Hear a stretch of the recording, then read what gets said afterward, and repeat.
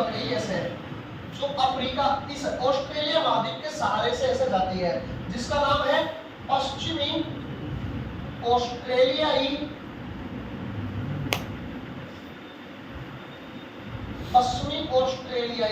ठंडी जल धारा। समझिए मेरी बात। इसी वजह से अब ऑस्ट्रेलिया महाद्वीप में इधर great Victoria, great Sandy, great Gibson ये मरुस्थल देखने को मिलते हैं इस एरिया में। समझिए मेरी बात, ये ठंडी हवा के कारण। उसके बाद में बात करें आप लोग तो इस क्षेत्र में देखें, ये प्रशांत महासागर हो गया आपके पास। प्रशांत महासागर में यहाँ पे ये इन द्वीपीय भागों से, इंडोनेशिया ये जो द्वीप है इनसे टकरा करके एक ये गर्म जल धारा बनती है जो ऐसे जाती है, जिस जल धारा का नाम क्या है? तो इसका नाम है क्यूरोसियो। क्या नाम है? क्यूरोसियो।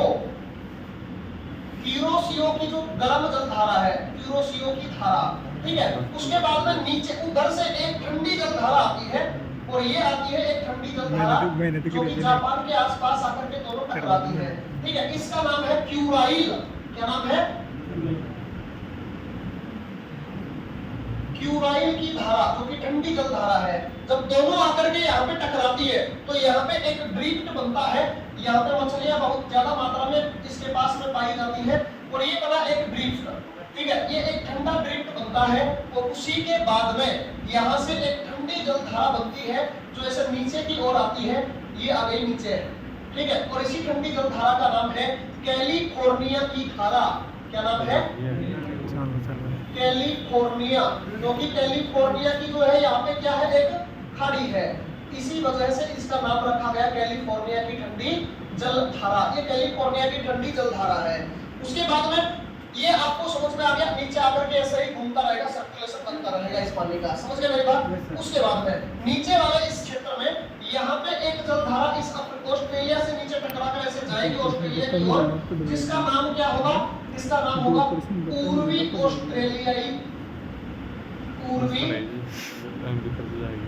ऑस्ट्रेलियाई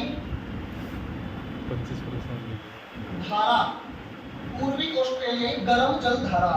फिर यहाँ से एक ठंडा ड्रिफ्ट बनेगा। क्या बनेगा? यहाँ पे एक ठंडा ड्रिफ्ट बनता है और उसी ठंडे ड्रिफ्ट की बात कर ले तो उसी ड्रिफ्ट के कारण यहाँ पे एक ठंडी जल धारा बनती है।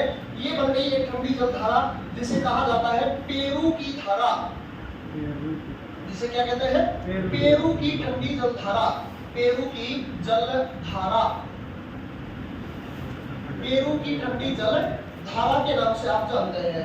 लेकिन कई बार क्या होता है कि ये जो पेरू की ठंडी जल धारा है ना, ये यहाँ पे गर्म ड्रिफ्ट बन जाता है। यहाँ पे गर्म ड्रिफ्ट बनता है, उसकी वजह से पेरू की ठंडी जल धारा खत्म हो जाती है और वहाँ पे अल नीनो उत्पन्न हो जाता है। क्या उत्पन्न हो जाता है? अल नीनो, एक गर्म जल धारा। समझ रहे मेरी बात? उसी वजह से भारत में सूखा पड़ता है, आपने ये देखा होगा। समझ रहे मेरी बात? तो ये सारी की सारी जल धाराएं आपको क्या करनी है? याद रखनी है।